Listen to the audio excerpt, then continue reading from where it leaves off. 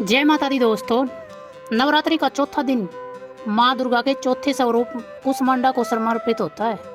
तो आइए जानते हैं उनकी दिव्य कथा, पूजा विधि और महत्व। माँ कुसमांडा को सृष्टि की आदि शक्ति कहा गया है। सब कहते हैं कि जब चारों ओर अंधकार ही अंधकार था और सृष्टि का कोई अस्तित्व नहीं था, तब माँ कुसमांडा ने अपनी मंद हंसी से संपूर्ण ब्रह्मांड की रचना की। इसी कारण इन्हें ब्रह्मांड की जननी और सृष्टि की आदि शक्ति कहा जाता है। ये अष्टभुजाधारी देवी हैं। इनके 8 हाथों में धनुष, बाण, कमल, अमृत कलश, गदा, चक्र, कमंडल और जपमाला होती है। इनका वाहन सिंह है जो वीरता और शक्ति का प्रतीक है। माँ कुसमांडा की पूजा करने से जीवन में ऊर्जा और बल की वृद्धि होती है। रोग, शोक और मानसिक तनाव दूर होते हैं। घर परिवार में सुख समृद्धि आती है। साधक और आध्यात्मिक तेज, आत्मबल और सिद्धियाँ प्राप्त होती हैं। और ज्योतिष शास्त्र के अनुसार चौथे नवरात्र की पूजा करने से सूर्य दोष दूर होता है और आत्मविश्वास बढ़ता है।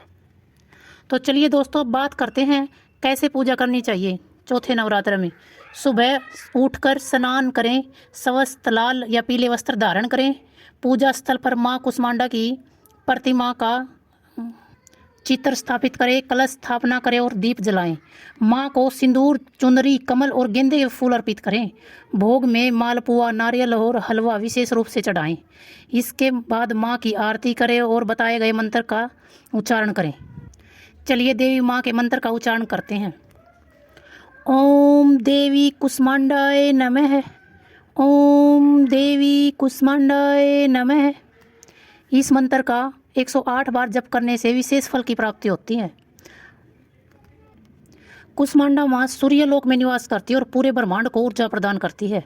इन्हें अन्नपूर्णा की देवी भी कहा गया है, क्योंकि इनकी कृपा से ही अन्न और जीवन की ऊर्जा की प्राप्ति होती है। चौथे नवरात्र में पूजा करने से अष्ट सिद्धि और नवनिधि की प्राप्ति होती है।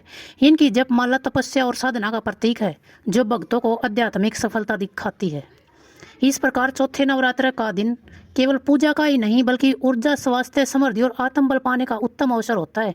माँ कुसमांडा की कृपा से हर भक्त का जीवन प्रकाशित और सफल हो जाता है। आप सभी को चौथे नवरात्र की हार्दिक शुभकामनाएं। जय माता दी।